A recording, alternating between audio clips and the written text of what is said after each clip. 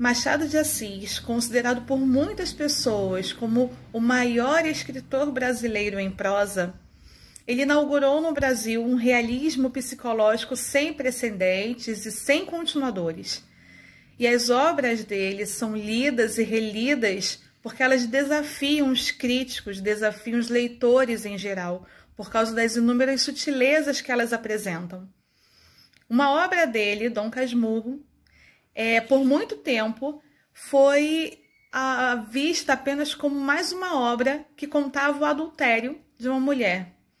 Mais uma obra em que o narrador, nesse caso o narrador-personagem, Dom Casmurro, narrava, descrevia o adultério, a traição de sua esposa, Capitu. Mas, na década de 60, uma professora americana, propôs uma releitura dessa obra, desse romance de Machado de Assis. Nessa releitura, ela aponta que o problema da questão aí não seria a Capitu, e sim o problema central é Casmurro, o marido. É ele quem tem um problema a ser desvendado. Dessa forma, os alunos do Instituto de Educação Sara Kubitschek, apoiados, orientados pelos seus professores e acompanhados pela direção escolar, convidam a você a ouvirem os argumentos que eles levantaram ao longo dessa obra e participar do júri, em que a gente vai decidir se a Ré Capitu é culpada ou não do crime de traição. Assista os argumentos gravados pelos alunos e no final do vídeo faça a sua votação, participe conosco. Um grande abraço.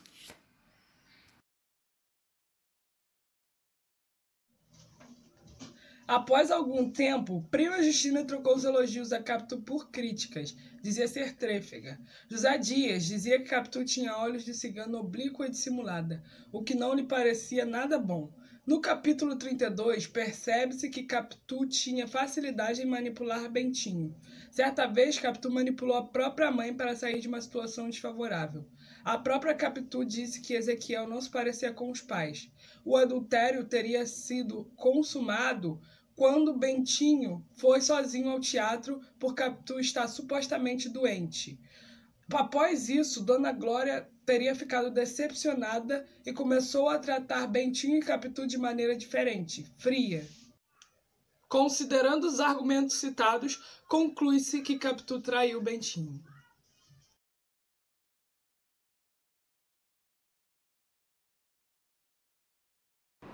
Stephanie Vieira, Turma CN 2012, Defesa. Bentinho é narrador e personagem, o que significa que tudo o que aconteceu foi somente na sua visão. Desde criança, Bento retrata Capitu como uma criança dissimulada, o que ajuda a influenciar o leitor a comprar a sua acusação sem questionar o seu ciúme excessivo, além de utilizar esse mesmo argumento durante todo o livro. Também podemos citar que Bento era advogado e sabia dominar técnicas de persuasão. Bento tinha uma imaginação muito fértil, como ele mesmo disse no capítulo 29, e mais facilidade em forjar argumentos. Além disso, não pode ser contado na visão dela, somente na dele. Capitu não teve direito à defesa ou declaração de culpa, e também não houve apresentações de provas concretas, além de acusações, assim tornando Capitu inocente.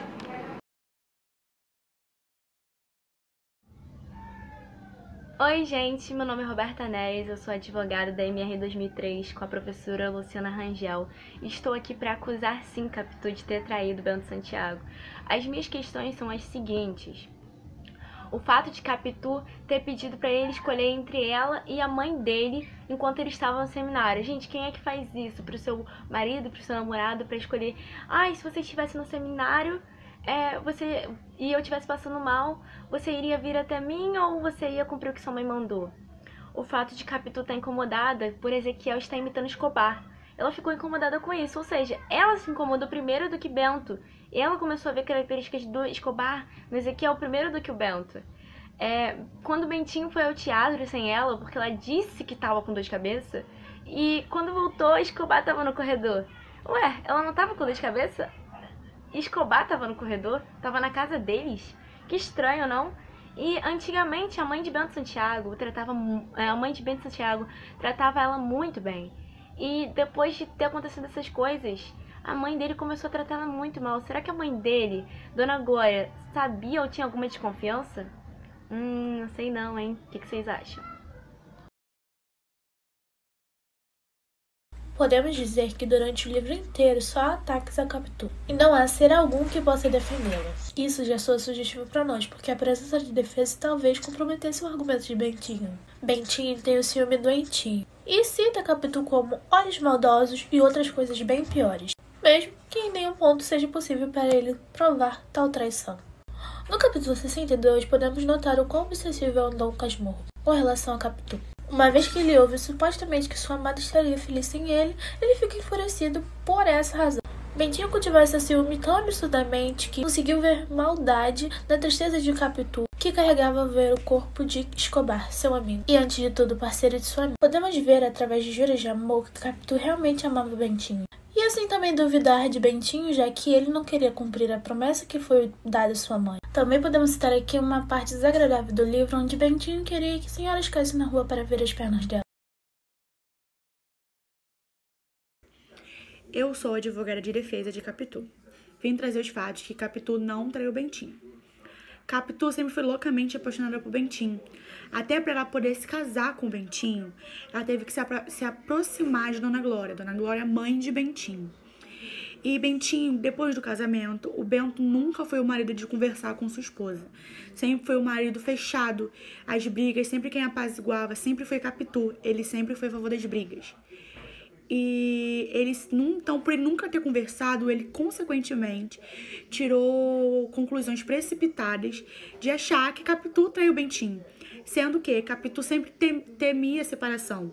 Se ela não temesse separação, tudo bem, ela trairia, mas ela sempre temeu separação. Então nós sabemos, constando esses fatos, nós sabemos que Capitu não traiu Bentinho. E tudo isso foi conclusões precipitadas de Bento.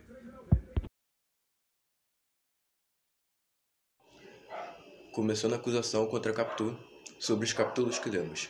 Capitu traiu sim, e eu posso provar. Desde muito nova, Capitu gostava de se mostrar, chamar atenção e não parecia nem um pouco confiável. Olhos de cigana e oblíqua dissimulada. Essas frases representam muito bem ela. Ela gostava muito de chamar atenção, conseguia tudo o que queria e conquistava todos ao seu redor. E para piorar, não queria que Bentinho fosse ao seminário. Aí eu pergunto a você, por que confiar em uma pessoa assim? Por que confiar em Capitu, sendo que ela sempre deu motivos para Bentinho desconfiar dela? Defesa de Capitu. Sobre os capítulos que lemos no livro, temos um trecho que deixa bem claro o temperamento problemático de Bentinho, que diz: Escobar acompanhava muitas vezes minhas criancices. Mesmo em um seminário para ser padre, Bentinho continuava sendo imaturo demais. Em alguns trechos do livro, Bentinho conta sobre a possessividade que tinha sobre Capitu, queria ela como uma posse, e tinha ciúmes da forma como ela olhava para o mar. Como confiar em uma pessoa que sente ciúmes de como sua amada olha para o mar? Bentinho não tinha confiança em si mesmo. Bentinho era inseguro e imaturo. E eu te pergunto, como vamos confiar num homem desse? Deixo esses questionamentos, pensem bem sobre isso. Olá, Capitu traiu Bentinho e eu posso provar. No velório do falecido Escobar, Capitu olhava fixadamente e apaixonadamente para o caixão, como se ele tivesse sentido algum caso. Capitu tinha um filho com Bentinho, chamado Ezequiel, na qual ele tinha uma semelhança muito grande com o falecido Escobar.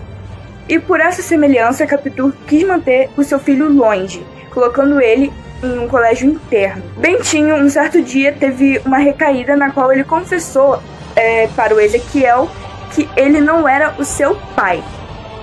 E os argumentos de Capitu para isso foi que ele apenas estava com muitos ciúmes e que aquilo foi uma vontade de Deus. E aí? Traiu ou não traiu? Meu nome é Gustavo de Macedo, faço parte do grupo de defesa no caso de Capitu e estou aqui para pedir a absolvição imediata da Ré Capitu Santiago, que está sendo investigada após acusações do senhor Bento Santiago, o Bentinho. Estou aqui também para pedir a investigação sobre a saúde mental do senhor Bentinho, que após grandes investigações está sendo também levantada a questão sobre a saúde mental do próprio, que, como consta nos autos do processo, nos capítulos que constam nos autos do processo, tem grandes indícios de que pode sim ter problemas mentais, como consta que até tentou suicídio. E peço desde já a absolvição imediata de Capitu Santiago. Obrigado a todos e boa tarde.